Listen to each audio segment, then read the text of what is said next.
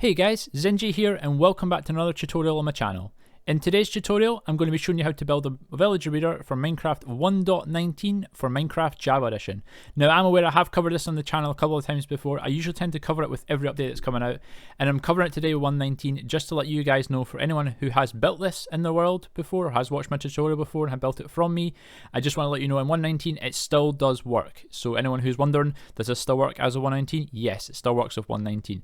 I am going to be building it in this video for anyone who's new, for anyone who's coming back to Minecraft in 1.19, or for anyone who just wants to watch how to build it again. I will be building this video. I will also be showing you how to get villagers in and out of the reader, as well as the feeding mechanics and how we feed them, and I've got a couple of new ideas and implementations on how we get them out and how we get them in as well. Also, a list of the materials how to build the breeder will be down in the description of the video. Also, don't forget to like and subscribe, and also leave a comment on the video as well, because I'd love to know what you guys think. This breeder is one of the easier breeders to build. It originally was an Impulse SV design a couple of years ago. Now, I fixed it in 1.16 when it actually broke, and I'm going to show you how to build it here. What to do is, for your foundation block, you want to use sort of any block you can. I would always recommend glass, because we're going to be moving villagers through the blocks, and villagers don't take damage through glass. So I would recommend using glass. So what you want to do is you want to build in a sort of diamond shape just like this, and then you want to make it 3 high on every side just like so. Now, it doesn't have to be 3 high, it can be as tall as you want it, but if you make it any taller than 3 high, then always remember to put a water source in that middle bottom block, so when the villagers are born, they fall down the sort of drop shaft here and they won't take damage at the bottom. Now, what you want to do is you want to take your slab and place a slab on top of each of the glass bits. We'll take our fence. Now, with the fence, always make sure you're placing the fence off the slab and not off the glass, as that will cause you problems. So we'll just place it off the slab like that. Then we'll take our beds and place the beds in this direction here. So make sure the pillow is always joining to the bottom of another bed, because if that is not like that, again, it will cause issues. Then what we'll do lastly is we'll take our carpet. We'll just drop down here and place a carpet on each of the pillows, just like so. If I can get that one. There we go. And then we'll take our trapdoor. We'll place 2 trapdoors in the middle, just like that, as sort of temporary blocks. And then we'll place trapdoors off each of the sides, just like this. And then what that'll do is that'll actually hold the villagers, or the breeding villagers, in place, so they're not actually able to escape out the breeder. And that, guys, is the breeder actually now completely built. Now, to get the villagers initially into the breeder, in previous videos I have shown building a platform just off the side of the beds. Wait until night time, getting the villagers up in your minecart, your boat, or whatever you've been using, then knocking them out of the minecart or boat, and they should automatically go into the beds because it's night. Now, that does work 99% of the time, but there is the 1% of the time where villagers decide that they're just going to wander off because they're villagers in Minecraft, and that happens. So I want to show you guys, it's another way of doing it that's more of a foolproof method to doing it. So what we're going to do is we're going to use glass. Again, you don't have to use glass, but I'm going to use glass just because we're using it in the tutorial already. What you're going to do is you're going to place a block off the top of the carpet. Then we're just going to bring the glass all the way around, just to make a sort of donut shape, just like this. Never put a bit in the middle.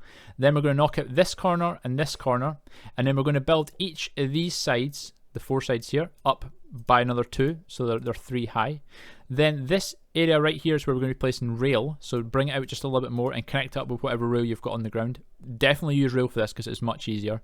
Then we're just going to place our rail down just like so, and then we're going to take our trapdoor and place it on that just off the top of that block, just like that, so it's flush with our actual rail. Right, guys, once we've got all this built up and we've got our villager in a minecart waiting to come up here, the last thing you're going to want to do is take a glass block and pop it off this block right here, because when the villager comes up and stops right here, as long as this block is a glass block, they will not suffocate.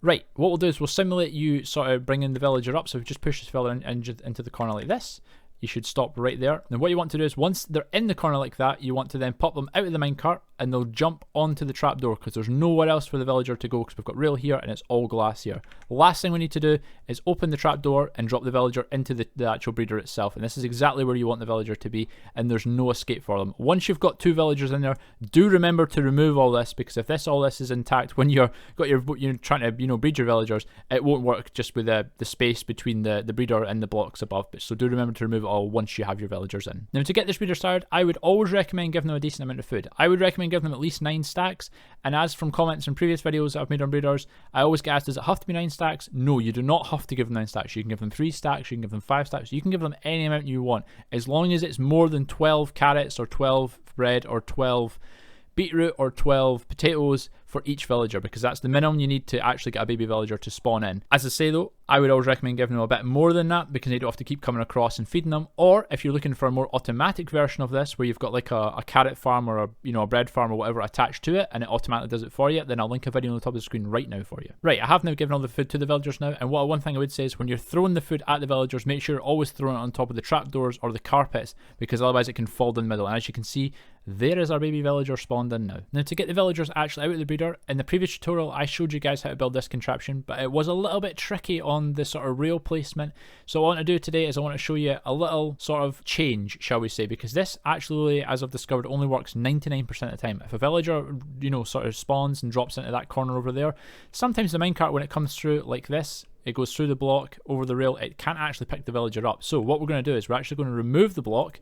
You're going to place a slab on the bottom half and then place the rail back down, and it should connect back up. And as you can see, the minecart can still do its thing. It can go through and it will always pick a villager up. The villager will never get stuck. And as you can see, we pop the minecart down, the villager always gets picked up, and this is a nice easy solution to how to get your villagers actually out of the breeder itself. And that, guys, was how to build a villager breeder in Minecraft 1.19 for Minecraft Java Edition. If you have liked the video, by all means hit the like button down below, and if you are new to the channel, then please consider subscribing. That'd be really cool. It really helps me, really helps the channel. And also drop a comment down below, because I'd love to know what you guys' thoughts on these videos are. Anyway guys, that's it from me today, and I'll catch you all in the next one. Bye guys!